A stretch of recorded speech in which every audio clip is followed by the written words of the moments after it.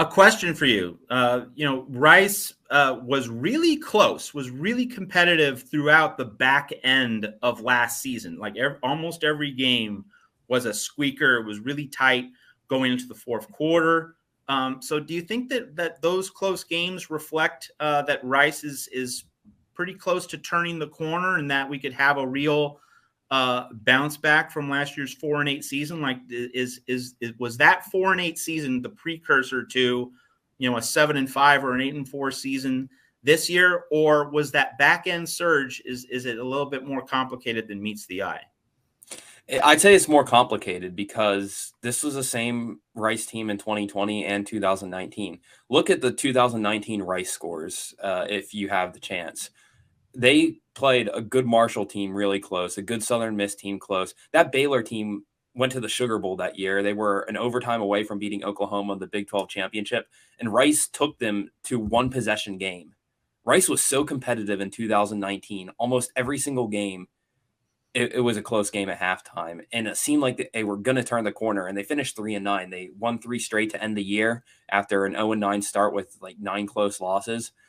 And then the 2020 pandemic season happened, and Rice had that really good win over an undefeated Marshall team that season. And they also had some good close losses that season. They lost on a quadruple doink missed field goal. They lost to CUSA champion UAB by 5 points after having a halftime lead over them. So it seemed like they were going to turn the corner again. And then last year, they were close against Arkansas. Don't look at the 38-17 score. Know that they were up 17-7 in the middle of the third quarter in that game. And it's always been Rice is close, but they haven't got there yet. And this is now year, 18, 19, 20, 21. This is the 5th year of the Mike Bloomgren era now. Last year was their highest win total since 2015, actually, finishing 4-8. So that's tangible progress that this team is definitely in better place than they were when Mike Bloomgren first got there, when they were coming off a 1-11 season and just getting blown out every week. So they're close, but they really need to shape up the offense if they want to take that next level, because they've had a quality defense there for years. It's just the offense, they don't throw for 200 yards a game almost ever, and they really need to pick that up if they want to compete with these other teams, these WKUs, these UABs, these Marshalls of this USA. So that raises a follow-up question, and that is that Mike Bloomgren, having a history under David Shaw at Stanford, it seems as though to a certain extent, like he wants to just smash mouth it the way David Shaw did. Mm-hmm. So, what's it gonna take for him to kind of break out of that shell, break out of that mindset, and provide more diversity to the Rice offense? Any signs that he's willing to undergo either a procedural or stylistic shift of some kind? Well, he's always stated that Rice's priority is pound the rock, control the clock. And that is how Rice has won some of these big games over the year. Against UAB last year, against Marshall when they won 20-0. They hardly went through the air in that game. But Rice did hire Marcus Tuiasosopo, former Washington Huskies quarterback, played with the Oakland Raiders. They knew each other from Mike Bloomgren's brief time with the New York Jets back late into his NFL career. So he's tried to add more verticality to the offense, and you saw some of that last year, Rice taking a little more deep shots. But the team doesn't play with 4 receivers on the field very often. It's usually just 2 receivers. You'll see a lot of 2 tight end sets that Rice runs with. So they're not a team that really likes to space the field and test out a lot of different route trees with these receivers. But I think Tuiasosopo is bringing a little more verticality to the offense. And I think Rice does have the receiving threats to be able to do so.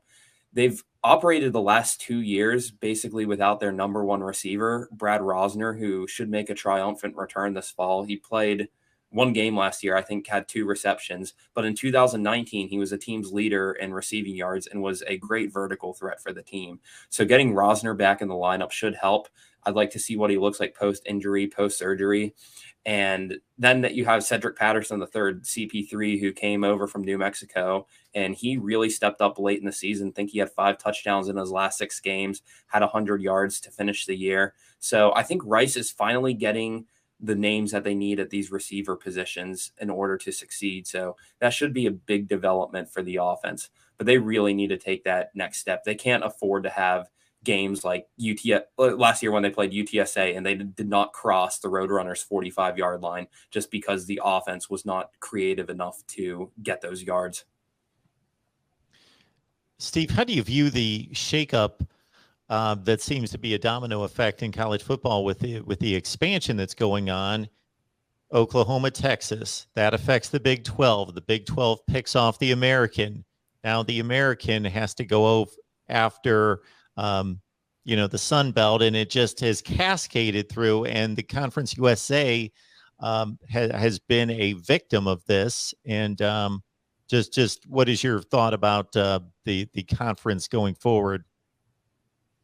Well, Rice will join the American in 2023, which is pretty good news for Rice considering their football team has not been to a bowl game since 2014. So they're in the Houston market, and you want that Houston recruiting footprint in the conference after losing the Cougars. Obviously, Houston and Rice are not the same in terms of athletic budget or support or anything like that, but having the footprint in the Houston area really helps the American Conference still. So they still have that going forward. So I think Rice is a pretty big benefactor of this conference expansion that you're getting to play in the AAC after CUSA. You still get to retain a few CUSA rivals like North Texas and UAB in there. So they'll have some familiar opponents. But I think overall, it's a good move for Rice moving up this conference after decades struggling for football. It feels like they have nothing to lose in the AAC, kind of like Texas has nothing really to lose going to the SEC after having the 7th best Big 12 record in the college football playoff era. So that's how I feel about it from a Rice perspective. But overall, I mean, it's pretty hectic in the college football landscape now, and it feels like these changes are going to keep coming. You see Memphis right now expanding their stadium, putting all this money into renovations, just trying to hold out hope to be the next pickup for the Big 12 if they decide to add 2 more teams, if they try to add Memphis and Boise State or Memphis and South Florida. So it seems like we haven't seen the last of it yet, and it seems like it's still ongoing. To me, the statement you just made about Texas's record during the playoff era of 8 years might be the best single statement that summarizes the plight of Texas football during the playoff era. The 7th record of 10 teams in the Big 12. Wow. I don't think I would have quite guessed that. Are below. With their string of 7-5 range under Tom Herman, I don't know that I would have quite guessed that, but certainly Charlie Strong had his issues with some 5-win seasons, etc. So, wow, that is quite the statement. Steve, what you said, we were saying something about Kansas. I said that the 3 teams below Texas. Texas in the playoff era has a 53-46 record. Iowa State is 47-53, Texas Tech's 42-55, and Kansas is 14-79. Those are the only 3 teams below Texas. That is quite a statement. All right, Steve, we appreciate you being here. Matt, did you have anything else that you wanted to hit on? Well, I just like to, whenever I get a chance, I like to educate viewers, especially younger fans, about college football. USC and Rice have something in common, and it's not as complicated as it might seem. Both USC and Rice have hosted the Super Bowl. Rice Stadium hosted Super Bowl 8, 1974, Vikings Dolphins. So USC and Rice have that in common. So how many of you out there listening on the Voice of College Football knew that Rice University hosted a Super Bowl? Okay, so we try to educate here on the Voice of College Football. Well done, Matt.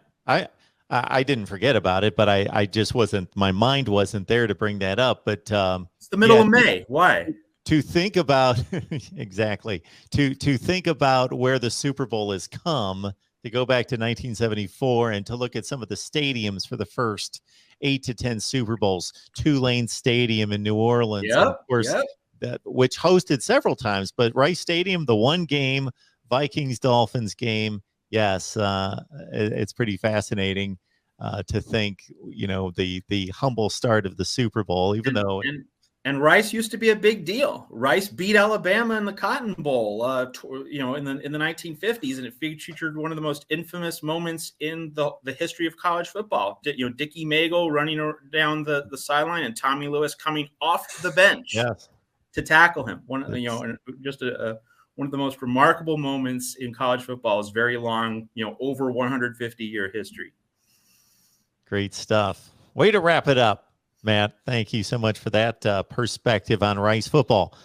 Steve, we appreciate you stopping by. We are leaning on Steve for quite a few of these previews involving the group of five. You can catch Steve's work at SB Nation's Underdog Dynasty and also on Hustle Belt. Is there anything else that we're missing, Steve, in regards to where people can find you? Not for now. I might start up something YouTube in the fall, but right now it's just Underdog Dynasty, Hustle Belt, and Twitter. And I'm planning to cover that Rice USC game live. So I've never been to the Coliseum before, so I'm really looking forward to that trip. Enjoy. And may I say, and I truly mean this, like I'm not just blowing smoke here. Underdog Dynasty and Hustle Belt are fantastic. Do a great job covering the MAC and the group of five.